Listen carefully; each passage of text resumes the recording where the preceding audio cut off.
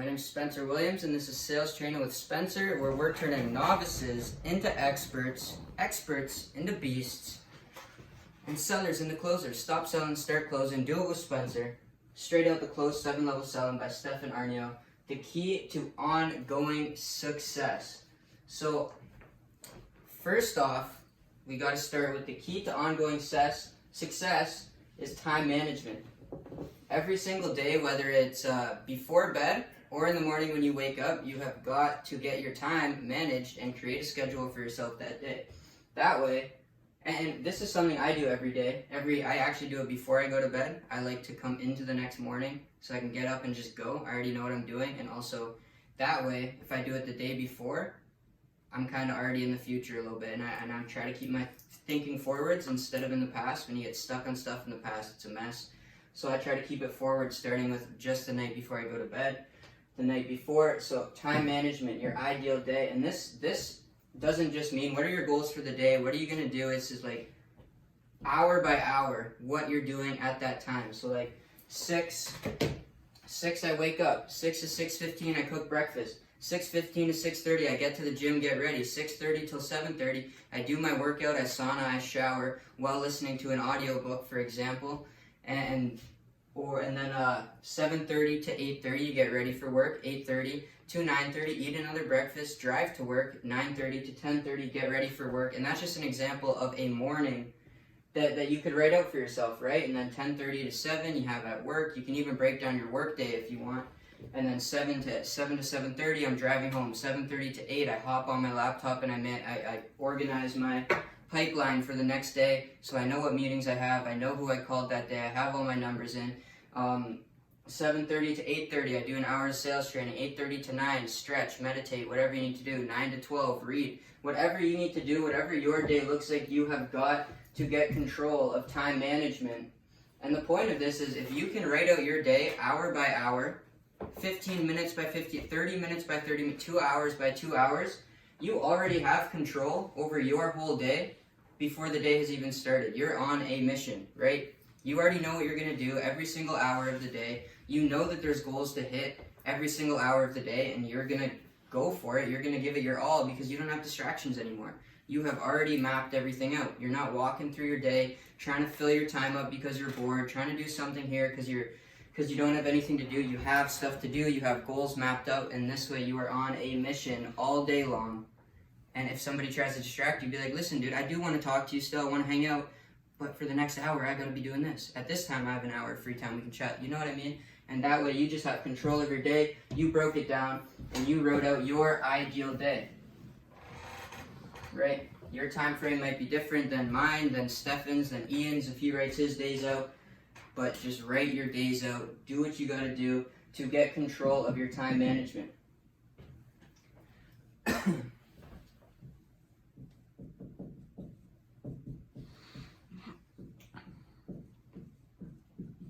And this is even, like, this strategy here is something you'll realize they use even in places that are like rehabilitation centers, like rehabs for people who are troubled people, trying to turn them into contributing members or good people. They use time management. You get sent to a rehab center, and every single day for the next however many months you're there is mapped out exactly what you're doing all day long, every single day, no other options. And it creates a routine. It makes it easy. You go through your days easier. It takes less energy for thinking, and you can put more energy into doing, right? That's the whole point of getting this stuff done. So, when it comes to sales, because let's face it, this is the key to ongoing success in sales. This is sales training. When it comes to sales, sales is a contact sport, which means you have got to make contacts to be successful in sales, right? You need to be, whether that's I need to hit my minimum amount of calls today, or I need to make a minimum amount of conversations, 1 close, 2 closes. You need to be making contact every single day with whoever you can, because sales is a contact sport, and unless you're making contact in sales, you are not going to be successful, right? You need to have a pipeline as well. This is something when I first got into sales, I didn't have, and I had notes freaking everywhere. My desk was covered in sheets of paper here, there. I'd write meetings on the wall. I'd write meetings on a piece here. I'd have meetings in the garbage behind me because I didn't even know I had a meeting that I wrote down on a piece of paper that I thought was garbage. It was fucking mess, man. You need to have your pipeline, whether that's a spreadsheet, whether that's one sheet that you dedicate solely to your sales, pipeline, your contacts, your prospects, but you need to have a pipeline. You're getting in contact with a lot of people every day. You need to organize it, or else you're not going to freaking get anything done. You're going to forget stuff. You're going to look unprofessional. You'll be unorganized in your mind, and you've got to appear as an expert in your field, sharp as a tack, enthusiastic as hell. And you can't do that if you're all freaking unorganized and worried about this mess you created, right? So have a pipeline, recognize sales for what it is as a contact sport, and understand you have to make contact. And another way to simply break down how much you need to do, what you need to achieve, and to kind of trigger some motivation, some drive in you, is, man, figure out, what does life cost you? What does it even cost you to go to work every single day? Because there is a cost. If you got to drive to work, you got to get ready for work, you got to eat before work, you've got to drive to the gym before work if that's what you do, you got to buy resources for work, your shoes get all dirty getting to work, now you got to buy a sponge to clean them off and shine them again. You know what? There's costs associated with going to work. So what does life cost you, man? Figure that out so you know what number you need to hit daily, what number you need to hit weekly, what number you need to hit monthly, and what number you need to hit yearly, so that you can stay going upwards instead of downwards, right? And this is another, this stuff is all based around organization, time management, having your complete day organized before it's even started. Making contact, but then having your pipeline for all the contact you made, organizing it so you don't feel overwhelmed. Figuring out what life costs you so you know exactly what you need to make daily, monthly, weekly, annually.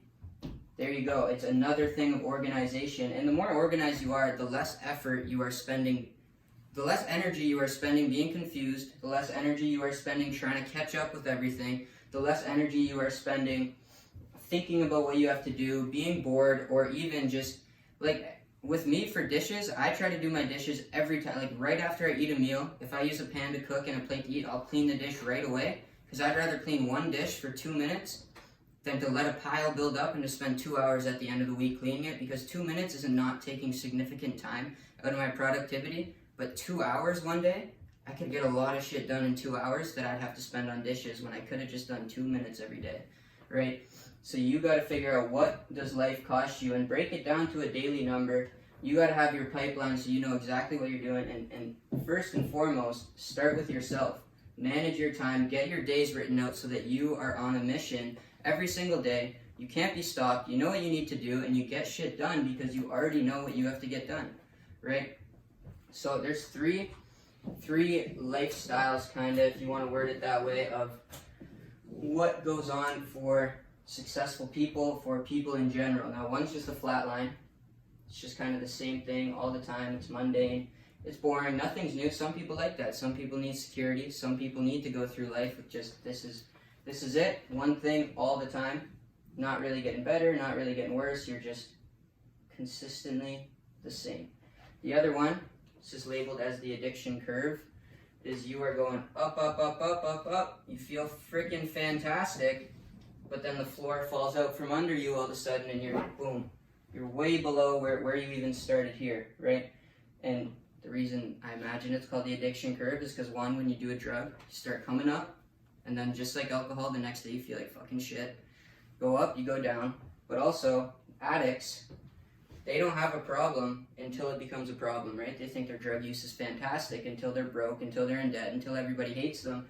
And all of a sudden they're going up, up, up, living the best life, and then they're down like that, like Jordan Belfort, right?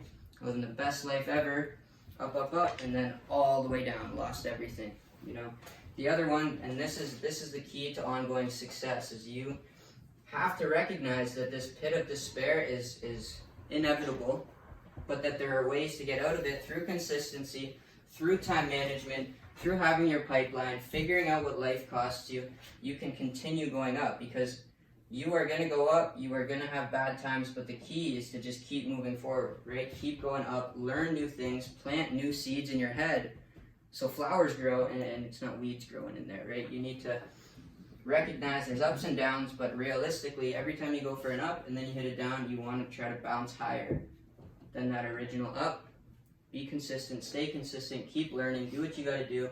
Time management, pipeline, figure out what life costs you, live your best life. And I promise this will happen. Sales training with Spence.